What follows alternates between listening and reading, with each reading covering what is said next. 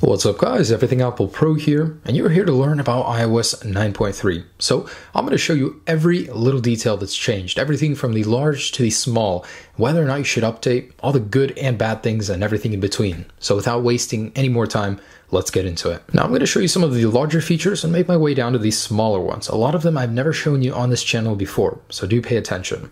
Anyways, the most notable difference in iOS 9.3 has to be night shift. It's f.lux bundled in iOS 9, and I gotta say, it's a great thing. It'll actually save your eyes a lot of strain at night and help you fall asleep better by not blinding you and blasting you with white, bright light. Now you can set manually or go on a schedule and choose to have this dim towards the nighttime or daytime. And of course, you can manually adjust it in here to have a cooler, bright white light or more yellowish right here. Definitely an awesome feature. And to make things easy for you, Apple has added a new control center toggle for night shift. It used to be a little bit different, more of a lemon eye shape. Now it's this lunar eclipse sun thing, and it's great to have. You can enable it for now or turn on until tomorrow. iOS 9.3 now has secure notes, so you can keep your notes private by being able to lock them individually in the share settings. So now you have this toggle right here. You can go ahead and enter a password, and there is a separate password for every single note. It's great to be able to have some security on your notes. Now going off of that, the notes settings page actually has some new settings in here as well. You can go ahead and adjust the password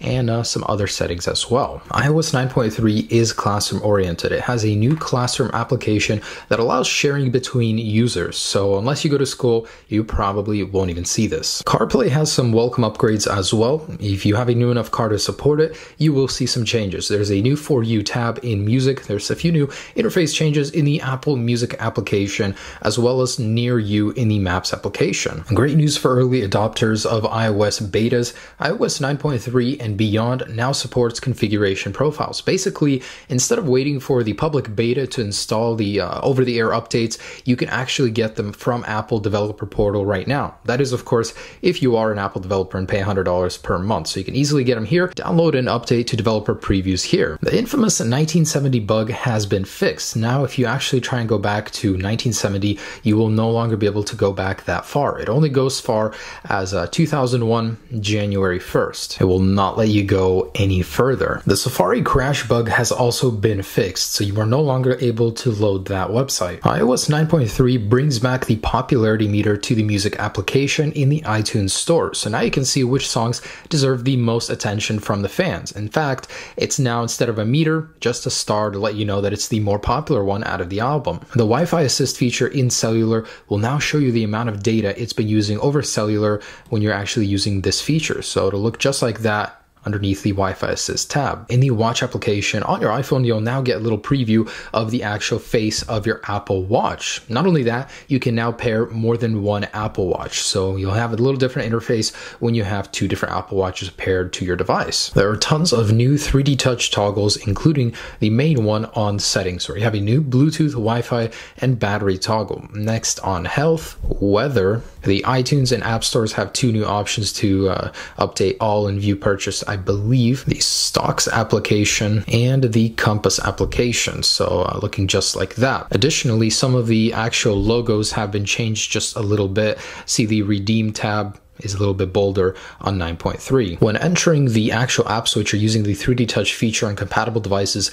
you'll feel a vibration upon entering it. Previously, it was only felt upon popping into it, but now you feel two vibrations, peaking and popping into it. In the Health app, there's a new health activity section, and in 9.3, it now displays the actual data in bar charts like this instead of this little interface right here. So interesting small little changes. The App Store now supports 3D touch, peak, and pop features, so you can easily peek and pop into applications without needing to go in and load them. This one I can't show you, but the activity app inside of the Apple Watch related app now has a separate tab for workouts. Now, if you guys are at all familiar with the Apple configurator, if you're a developer, you can hide system apps in iOS 9.3 using that feature. It's not easy, it's not user friendly, but it can be done. iOS 9.3 has a cool new feature that applies to live photos and regular photos you can easily duplicate the photo inside of the share settings. So using this option right here, you can either duplicate, or there's a new option, make a live photo, just a still photo. In the privacy settings, there is a new media library tab right here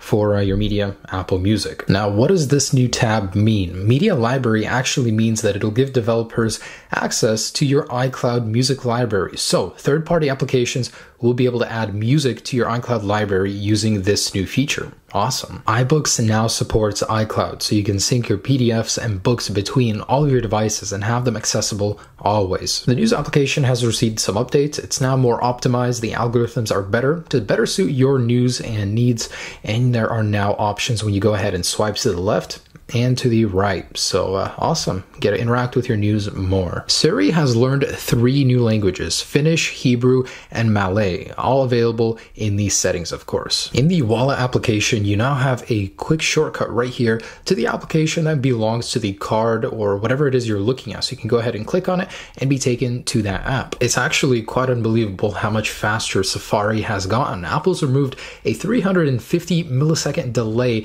between clicking the button and having it registered. So as a quick little test for input, let's go ahead and load one of these, and 1, 2, 3. Boom. As you can see, there is an apparent difference, and I've actually tested many websites. 9.3 loads them every single time, especially if there's a choice like on Google, the input delay is gone. Now, unfortunately, the ability to navigate in iOS 9.3 was removed in beta 4. You can still open apps, you just can't do a lot of the things you could before, and it was really annoying. But Apple is restoring functionality for the Apple Pencil in 9.3, so if you're watching this when it's out, this obviously won't apply. Apple's actually added a lot of functionality for the smart keyboard cover for the iPad Pro. You can now use the right and left buttons for navigation in the actual iBooks app, which is really, really handy if you're reading on a desktop. And same goes for news as well. Let's say, let's get into an article right here. You can use the keys as navigation, scroll down, flip, from news source to news source.